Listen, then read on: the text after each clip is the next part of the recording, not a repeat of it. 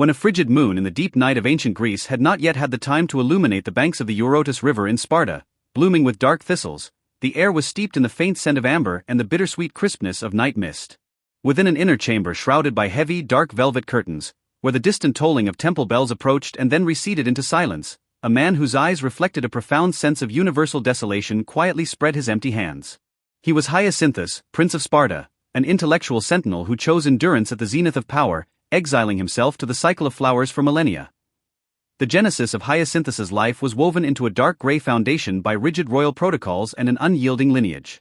As the firstborn son, naturally destined to bear the weight of sacred order, he inherited a microcosm that was ruthlessly cold, governed by divine covenants and the strategic play of bloodlines. In libraries reddened by the glow of campfires, he learned to use his gaze to perceive the essential structures of reality, transforming this pursuit of orderly truth into the only armor that would guard his authenticity amidst a world of chaos. His decision to accept the favoritism of Apollo during the fated throwing competition served as a practical crucible, pushing the aesthetics of strategy to its zenith. He resolutely transformed that scorching indulgence into an ultimate intellectual pilgrimage, replacing endless power struggles with prolonged restraint.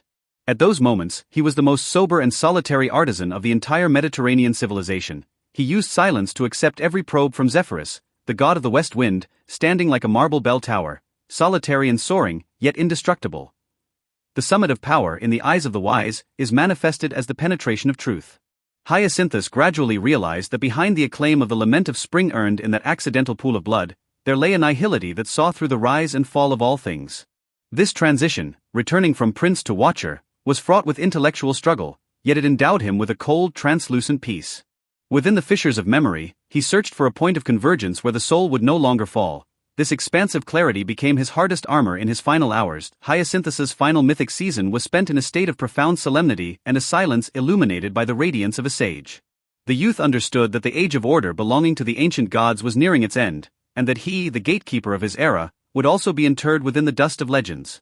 In his final moments, he rejected the suggestion of coronation, requesting only that the spirit winds carry him to listen to the tides, a melody belonging to himself, with no audience but the void. He left behind no dynastic gold or silver, leaving only a conscience wisdom that remains scorching even after 2 millennia.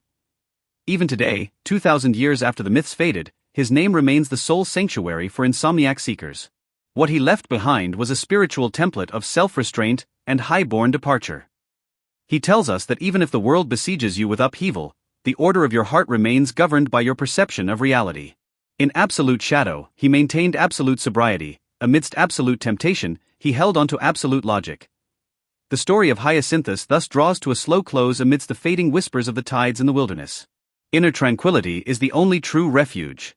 Please believe that in everyone's life there is a secret garden of their own, a private space for dialogue with a self that requires no outward explanation.